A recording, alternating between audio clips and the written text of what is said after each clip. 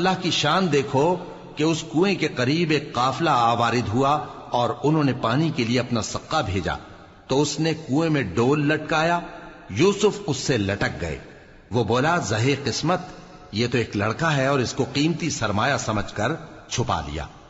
اور جو کچھ وہ کرتے تھے اللہ کو خوب معلوم تھا، اور انہوں نے اس کو تھوڑی سی قیمت یعنی معدود چند درہموں پر بیچ ڈالا، اور وہ اس سے بیزار ہو رہے تھے۔ اور مصر میں جس شخص نے اس کو خریدا، اس نے اپنی بیوی سے جس کا نام زلیخا تھا کہا کہ اس کو عزت و اکرام سے رکھو، عجب نہیں کہ یہ ہمیں فائدہ دے یا ہم اسے بیٹا بنا لیں۔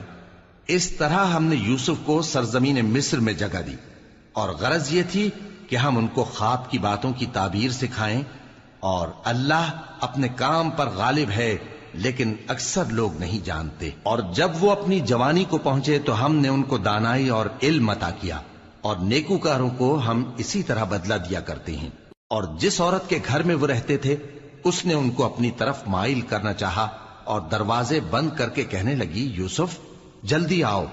انہوں نے کہا کہ اللہ پناہ میں رکھے، وہ یعنی تمہارے میاں تو میرے آقا ہیں، انہوں نے مجھے اچھی طرح سے رکھا ہے، میں ایسا ظلم نہیں کر سکتا، بے شک ظالم لوگ فلاح نہیں پائیں گے۔ اور اس عورت نے ان کا قصد کیا اور انہوں نے اس کا قصد کیا۔ اگر وہ اپنے پروردگار کی نشانی نہ دیکھتے تو جو ہوتا سو ہوتا۔ یوں اس لیے کیا گیا کہ ہم ان سے برائی اور بے حیائی کو روک دیں، بے شک وہ ہمارے چنے ہوئے بندوں میں سے تھے۔ اور دونوں دروازے کی طرف بھاگے، آگے یوسف پیچھے زلیخا، اور عورت نے ان کا کرتا پیچھے سے پکڑ کر جو کھینچا تو پھاڑ ڈالا، اور دونوں کو دروازے کے پاس عورت کا خاوند مل گیا۔ تو عورت بولی کہ جو شخص تمہاری بیوی کے ساتھ برا ارادہ کرے اس کی اس کے سوا کیا سزا ہے کہ یا تو قید کیا جائے یا اسے دکھ کا عذاب دیا جائے۔ یوسف نے کہا اسی نے مجھ کو اپنی طرف مائل کرنا چاہا تھا، اور اس کے خاندان میں سے ایک گواہ نے گواہی دی کہ اگر اس کا کرتا آگے سے پھٹا ہو تو یہ سچی اور یوسف جھوٹا ہے، اور اگر کرتا پیچھے سے پھٹا ہو تو یہ جھوٹی اور وہ سچا ہے۔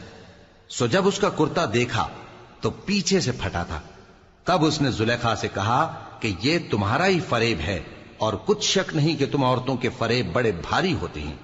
یوسف اس بات کا خیال نہ کر، اور زلیخا تو اپنے گناہ کی بخشش مانگ، بے شک خطا تیری ہی ہے۔ اور شہر میں عورتیں گفتگویں کرنے لگیں کہ عزیز کی بیوی اپنے غلام کو اپنی طرف مائل کرنا چاہتی ہے، اور اس کی محبت اس کے دل میں گھر کر گئی ہے، ہم دیکھتی ہیں کہ وہ کھلی گمراہی میں ہے۔